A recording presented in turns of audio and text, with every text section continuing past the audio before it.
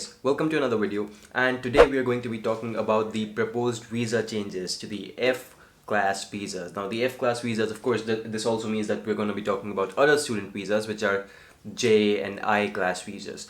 But primarily this is for people who are really going ahead for their bachelor's, master's, PhD on an F class visa, so F-1 visa usually.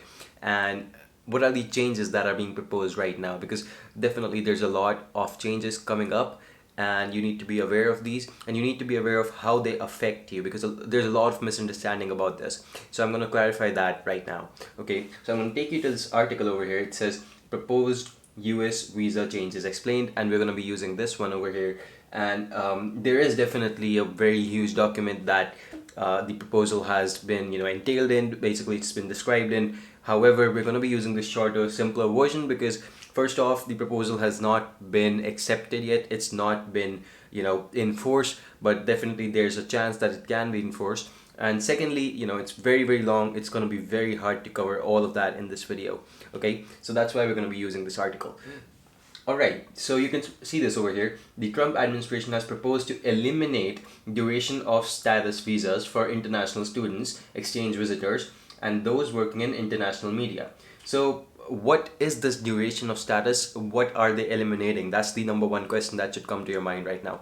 So we're going to be talking about what is the duration of status first off. But before that, just understand this. Currently, a holder of an F-1 visa can stay in the country until the student finishes a studies program, or if the student keeps on meeting the program requirements. So there's a lot of cases that once you actually get to a program and a school in the US, you will understand that okay, there's an option of reduced course load.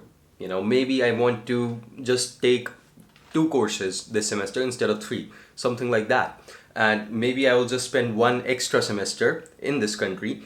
Instead of 4 semesters, I'll do 5 semesters, and I'll complete my course load in 5 semesters.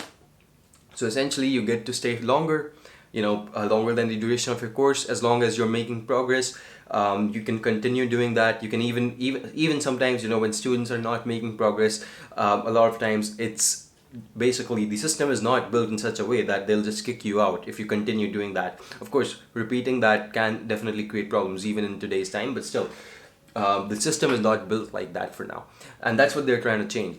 So over here you can see over here, duration of status means that instead of a fixed time limit, an international student is allowed to remain in the US for as long as it takes to get their degree. So there is no particular duration. Even if you're going for a 2-year or a 4-year degree, there's no particular time duration that you have to finish this program within 2 years or within 4 years. Sometimes what happens is students are not able to take up all of that course load at once. Sometimes it's because they're adjusting. What they usually do is they take 1 semester extra at times.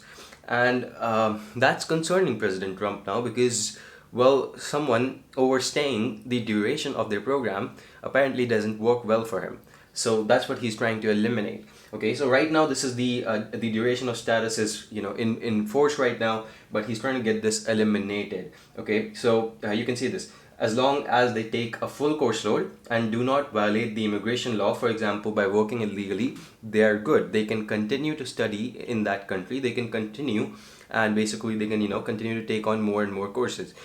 So this is the important bit over here. This is the part that he doesn't like, and this is the part that he's trying to eliminate. And what does this mean for you, and especially which countries are going to be affected the most? Okay, so that's what we're going to be talking about. So who is affected by this proposal guideline? The rule would impact the visa holders in the F, J, and I visa categories who are permitted to temporarily live in the US to seek a higher education degree, individuals with unique skills who are approved to participate in work and study-based exchange visitor visa programs, and foreign journalists. So these are the people who are going to be affected. Of course, that means that you guys who are essentially students will also be affected by this proposal. By the way, just to clarify, if someone is watching this and you're concerned about the H-1B bit, that's not what it's going to affect. So you're protected. Don't worry about that. But if you're going on an F-1 visa or a J visa, you should be continuing to watch this video. Okay, so what is the DHS saying? So basically they're just saying that currently there's a significant increase in the number of students who come to the US and they are not liking what's going on. They think that the integrity of programs and a potential risk to national security can be there because students are just overstaying their duration. So what if they're doing something illegal?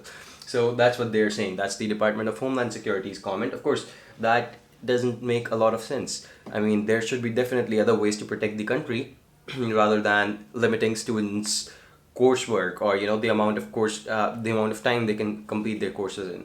Anyway, so what happens to those already in the country? Well, first off, here's what you need to know.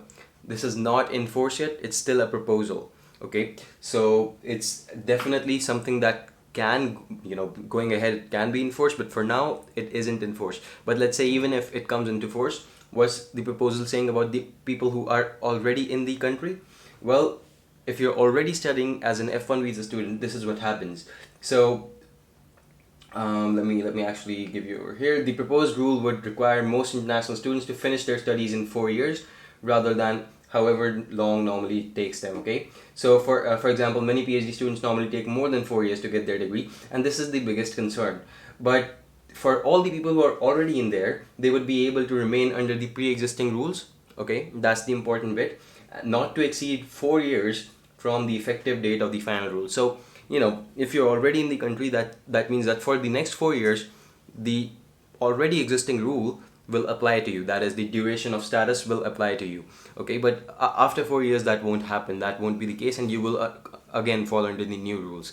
And as for the people who are going to be going right now, let's say after the proposal is finalized, in that case, it's going to affect you guys. So what are the grounds for an extension? This means that how can you get an extension? Let's say that you finish off your your 2 years time, that's your duration of status, maybe your 4 years time, that's your duration of status in your case, and you actually need more time. Let's say you're not able to finish because of some reasons.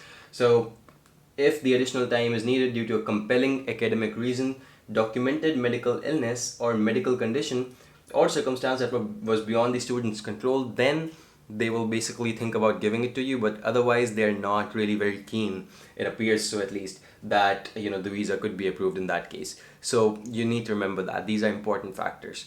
Okay, when is the rule taking effect? The rule is at proposal stage and it will not take effect immediately. The public will have 30 days to comment, so it's still not in force. I'm not saying that 30 days it will happen. No, I'm saying that it's still not clear when it's going to be happening. Okay, but I'll update you in case it does. All right, so these are the things that I wanted you to see first off. Now I'll just tell you exactly how it's going to affect you. So most students that I know, most students that I personally know, don't really do this sort of thing. Students from India, students from other countries that we've helped, UAE also. So it's a very rare case that you would want an extension when the reason is not valid also. So in valid cases, they're already going to be giving you the extension. Let's say there's the F-1 visa case where you had some medical incident due to which you could not complete your studies, then you're going to be able to secure a visa, that is. However, for all other students who are going to be just lagging behind for no particular reason, there are good chances that they're going to be denying the visa. And this is basically after you are finishing up with your 4-year duration. So most master students should not be affected. Bachelor students and PhD students will need to worry about this. Of course, this is an important scenario, but most of you guys will not be able to, it's not going to be something that should worry you.